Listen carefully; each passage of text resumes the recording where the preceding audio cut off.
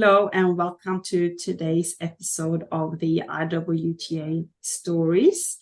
My name is Michaela Connor and I'm the host for today. And I am very honored to be here with Ruth Franklin, who is the co-founder of Secret Paradise Maldives. Welcome, Ruth. Hi, Michaela. Thank you for inviting me. I must say the background looks terrible. It looks like it a really tough life in Maldives. I should point out that the background isn't what I'm looking at when I look out the office window. I am in the capital area, so it's very suburban. Wow. It's not all white sandy beaches and palm trees, which a lot of my friends seem to think it is. Yes, when I think of Maldives, I think about the background there. So I believe you. It's a nice background though. So we can say it's your backyard close to Malé, is it? Yes, that's right. Malé, yeah. So when I did research about Secret Paradise, I was really inspired to see how it's really focused on leading responsible tour as a responsible tour company and really focused on protecting the environment and really having that positive impact in the local community. And then I saw that because I was keen then, how do you come up with such a business idea in a place like the Maldives? And then I saw that you were based in the UK and then you moved to the Maldives to found and launch Secret Paradise. I'm really keen to hear more. What made you take that leap? Okay, so I had discovered the Maldives as a tourist. I had learned to dive and a friend of a friend had said they were organising a scuba diving holiday to the Maldives. So I thought, once in a lifetime opportunity. I'll head out on this girls' holiday. So that was back in 2000. So I came out, I stayed on a resort. I had 2 weeks great diving. And then that turned into returning twice or three times a year. For whatever reason, and I think it happens to a lot of people, the Maldives grabbed my heart. It was great diving. It was about seeing the big stuff as well as the small stuff. And the hospitality of the people that we met at the resort and locals who would over time invite us to visit their home island, which was next door to the resort island. And so all of that really, created this bond or memorable bond. And I can remember when I was on a boat at the end of a holiday, looking up at the stars, thinking, I wish I could live here, like many of us do at the end of a holiday. But also thinking, well, that's never ever going to happen. I was working in retail at the time, 30 years of retail experience. And I guess I didn't even contemplate having a career change because of that length of time I've been in a particular industry. But because I've been in with a particular operator for a number of years, I had a lovely line in my contract that allowed me to take 3 months paid holiday for 1 year once I'd done my 25 years service. So I knew that I wanted to spend that time in the Maldives, but thought I ought to do something constructive. So came out to do my dive master. I stayed in the capital because a lot of my friends had made their way back to the capital to have families and work in travel agents here. And during that time, while I was doing my dive master, I met a friend of a friend over coffee, and we were discussing the change in laws. The law had changed to allow guest houses to operate on local islands. So up until that point, with the exception of a very small period in time, tourists coming to the Maldives could only stay on a private island resort or on a boat. So for me, guest houses really opened up the opportunity for travellers to get under the skin of the country, get to feel about its history and its culture and so on. But I guess more importantly, for the tourism industry as a whole here, it opened up the market to more affordable travel. As opposed to people who were perhaps thinking, I need a bank loan or I need to win the lottery in order to get a holiday to the Maldives. So we had 2 separate discussions over coffee. I thought nothing more of those, headed back to the UK and back to my job. And then he contacted me, got my number off one of my local friends, contacted me and said, did I want to start a travel agency? And I went, no, I don't want to be a travel agent. No disrespect to travel agents, but I wasn't excited about selling resorts or just sort of general package holidays. But I would consider doing something at a local island level. So is it okay? Let's do something then. So we didn't set out with a game plan. We didn't sit down and go, right, this is what we're going to do. I just handed in my notice thinking the worst case scenario is I'll end up back in the UK in retail if it doesn't work out. So that's really how it all started. And then when I got here, I was again in a very fortunate position. Ziad went, right, register the business, here's all the documents, go off and develop it. It'll be my pension fund ultimately, he said. And so I looked at what businesses such as, the Intrepids and the Exoduses of the world were doing in and around Asia, and thought we could do something very similar here in the Maldives, hopping between local islands. So I guess my focus initially was on providing tourists the opportunities I've been fortunate to have as a tourist because of my connections with local friends. So going to the home of a local family, learning how to cook a Maldivian meal, breaking fast during Ramadan. And that's really where our product started. So it was about combining the things that people expected to do in the Maldives with this opportunity to engage with the community.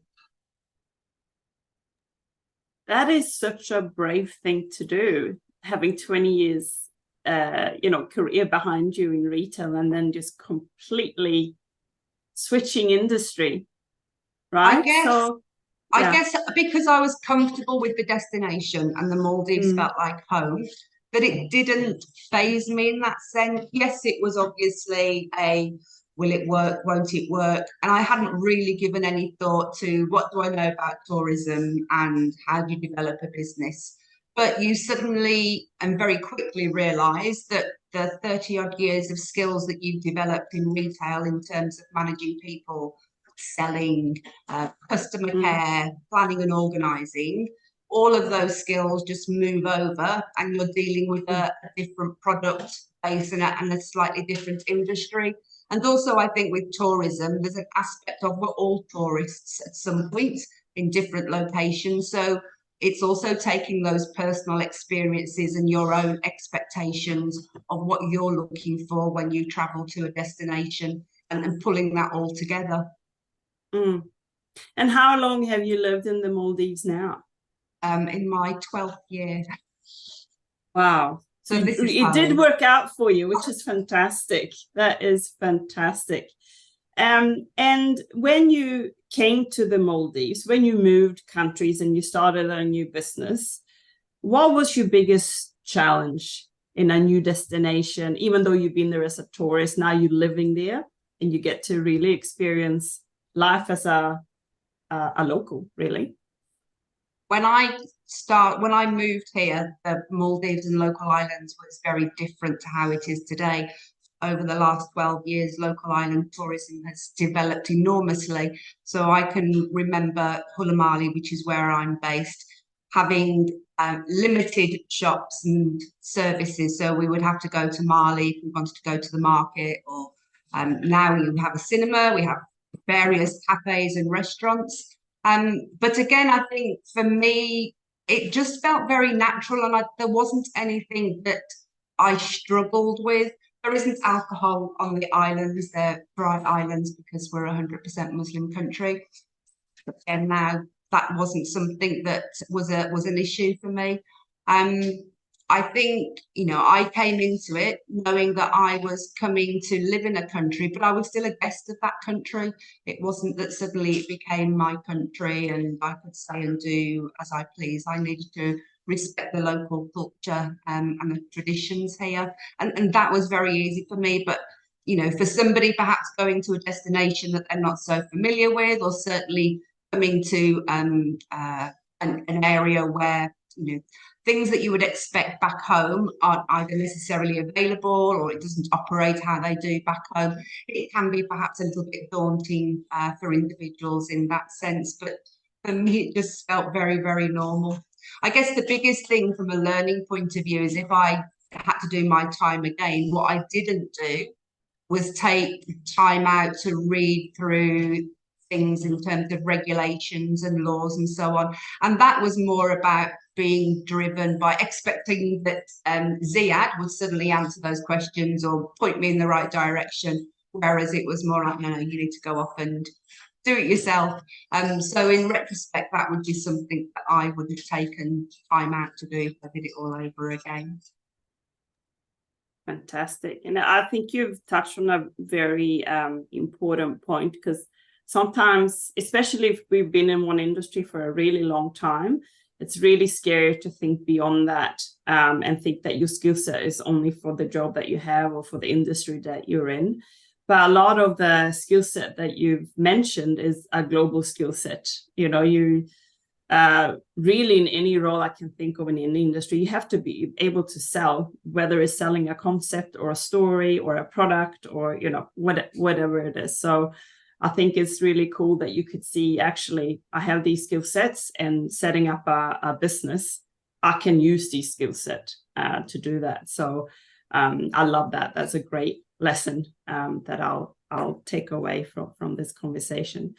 Now, Secret Paradise, you know, anyone could have any type of tour companies. You can set it up and you can do your thing and be involved in tours. But what seems to be really important to Secret Paradise is that protecting the environment and that local impact, having a positive impact in the local communities. Why is that so important to you? Like, what personal values are important to you that are now aligned with your business? If I'm really honest, when I moved here, I wasn't an individual that was particularly geared around responsible travel. And, you know, and 12 years back, those weren't the buzzwords in the tourism industry that they are today. But I don't think I consciously arrived with those values. I think my values have developed more so as we have grown as a business. And it's been an organic journey. I guess, you know, as I mentioned, I wanted to be able to provide tourists the opportunities I had, but I didn't understand at that point in time that that would be community-based tourism, for example. But I also was very conscious that I was a foreigner and that I didn't want our business to be about me and a group of expats. I wanted it to be about the people that welcomed me into their destination. So with the exception of myself, the rest of the team are all local. And for all of us, a word that you used earlier was that, you know, what you see behind me is our backyard. And we're in an environment where we're on the cusp of climate change. And so for us, it's important that we do what we can to protect the environment, not just for tourists of future generations, but also for future Maldivians. That is very true. What's been your biggest highlight? If you look back, I mean, it could be yesterday or it could be 10 years ago. What's been one of those standout moments for you where you're like, oh, that moment was a turnaround, or that moment made me so proud? For us, it's always been about a journey. And at the very beginning, we weren't a new business coming into an industry that was established in terms of, we were also starting at the beginning of local tourism's journey. So we weren't there in a position to say, hey, we're a new business and this is what we do. We were also having to educate the consumer and the tourism industry about, there was this opportunity now that guests didn't have to stay at resorts. You could travel the Maldives in a different way. So overcoming and educating is an ongoing process. But I'm sort of very proud of, you know, that's something that we've always done from the beginning, that our communication process in terms of our values and what we are doing to support the environment and the community, and then being acknowledged for that. So we were longlisted, and we have been nominated in the World Tourism Travel Awards. And last year we were in the top 10 of Wanderlust's list of sustainable operators. So that was a nice accolade in our anniversary year.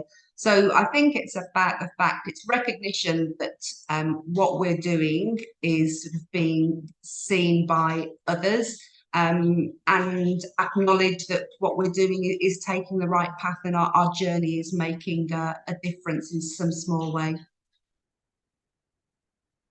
Congratulations, that's a fantastic highlight. And what's your hopes and dreams for the future? What are your plans for the future? A couple, I guess. The first of those is that I can step away from the business at some point in the future, and that the team will follow through on what we've created. I'm all about coaching and development, and that's a very big part of what we do. So enabling the team to be able to grow and for the business to flourish, to allow me to retire and go travelling. And then a number of things. So currently we are in discussions with various ministries in the Maldives to heighten the awareness of sustainable and responsible conducts in terms of tourists coming to the Maldives in a light-hearted, non-beating over the head way. So really for me, it's about the destination being known as a far greater responsible and sustainable destination. Certainly post-pandemic, there's been a lot of work done by resorts to feature programs that encourage coral planting, beach cleans, to show just two examples, but there's still a lot of work to do at a destination level. And I'm certainly, for me, it's about working with other stakeholders within the Maldives tourism industry so that we have destination guidelines in place, and that every person within local tourism knows the part that they have to play in order for us to have a sustainable future as a destination. Yeah, you've got to work together for that to happen. Yeah, it takes absolutely. a lot of different people from different places, like government, as well as hospitality, as well as tour companies. Everyone plays such a big part, and right, the communities. Exactly, I was going to say, it's right through from the top to the bottom. There has to be a representative from all those various levels in order for it to move forward and everybody to understand the part that they play. Yeah. If you could narrow down your three big key focuses or attributes, maybe what you think has been the key things to your success, what would you narrow it down to from when you first started to now? Partnering with NGOs and marine life organisations. So that's sort of a double whammy win in the sense of it gives them exposure to a wider audience, but also our tour leaders and guides can learn from them and share that information with the guests that they're travelling with. Working with Visit Maldives, who are the destination marketing and PR company. And again, that works both ways. We are able to attend travel fairs and be on the Visit Maldives stand. We get the opportunity to do fan trips. We've recently done some filming with CNN and Visit Maldives to promote the cultural side of the Maldives. And then thirdly, keeping it local. So utilising all local services, and that can be challenging at times with regard to properties, particularly who may have foreign ownership or partnerships with Maldivians, or where not isn't a high employee rate of Maldivian workers within the property. Ensuring that as much money that comes into us through our revenue stream is then being directed out to local suppliers. So that could be the taxi driver here in the capital, it could be the provider of the speedboat. So ensuring that that finance is going back into the local economy. What particular challenges may you have encountered as a woman in a foreign country establishing a new business? Nothing really springs to mind, and I don't know whether that's because of my mindset or just how I am as an individual. You know, I'm quietly confident. I don't go in all guns blazing. I'm very considered in my approach. I'm very willing to listen, which I think is very important in the topic that you're discussing there. So there's nothing that's I felt particularly challenging. I just think it's part and parcel of who I am and how I would operate in the UK and how I operated here. I think definitely it's about listening, because and certainly now it's also for us in terms of we're not going into communities and saying we want to do this. It's how can we help you? What can we work with you at? That we can also include our guests in that sense. So yeah, I think I've been very fortunate, but I do think that's just part of my makeup and who I am and how I manage situations and people and businesses. I love that. I love that. And as a person, what has been your biggest growth as a human being from when you first moved over to now? I would suggest there's two aspects. I mentioned a moment ago that I am confident. I'm confident in the sense of I know what I'm doing and I'm confident to talk on a one-to-one basis or in small groups. But I think my confidence has grown, and that I do see myself more as a thought leader now, or I like to think myself as a thought leader, and that I understand that I have had experiences and I've got knowledge that I can share with others, and it will benefit them within their workplace, their business, or within an area they're working within. The other aspect I would suggest is getting involved at a higher level. So again, knowing that you need to be considered in your approach, but also wanting to challenge for the right reasons to make something better. So whether that's at a destination level or at a local island level, but making it better without you being looked upon as though you're rocking the boat or getting involved in something that is none of your business. Yeah, that could be really challenging, right? But it's doing in a very considerate and way where you're aiming to assist with whatever it is that you want to talk about or give feedback about. Yeah. Sometimes it's just about sowing the seed and then seeing where that may lead. Fantastic. And my last question, if you could give advice to other industry professionals, women and men, who might have been around for many years in the industry, or they might have just started their career and maybe they're thinking or having dreams like you of starting their own, what would your advice be to help them kind of take that leap? I think firstly, you have to go with your heart. There is a head aspect to it because there's all the logistics and the finance side. But if your heart isn't in it, then it doesn't matter how easy or straightforward those logistics and finances are. You're not going to feel happy, or you're not going to feel settled. And I think the challenge of moving to a new destination has to be something that you want to do with a passion to some degree, particularly if it's about driving a business in that particular destination. And then secondly, just do some research, do your background, speak to other people. Don't be afraid to reach out and ask others for advice of how they may find living in the destination or how their move and what they experienced, and take all of that information and make your own considered decision. Just go for it. Just go for it. Just go for it. No, I think what's the worst that can happen? I think that's what you've got to ask yourself. Yeah. What's the worst that can happen? What happens if it doesn't work out? What's my fallback plan? Yeah.